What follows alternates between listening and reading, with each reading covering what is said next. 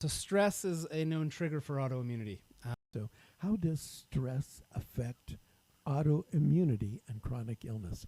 Anyone at all? Yes, There we I'll go. jump in on that one. So stress is a known trigger for autoimmunity. It's one of the, I don't know, top three probably for most people is stress. So when we talk about stress, we're really talking about your stress hormone, which is cortisol. And that can be high, that can be low, that can be high and low. And it's often linked to your blood sugar too, which is also another trigger of autoimmunity. So stress is a big one. It's probably the biggest one because there's so many forms of stress: emotional stress, psychological stress, physical stress, chemical stress, spiritual stress, you name it, lots of stress. But it's also the trigger that's hardest, I think, for a lot of people to evaluate. Most people will say, I don't have stress, or I have a lot of stress. So it seems to be like an extreme. We're all guessing really until we test.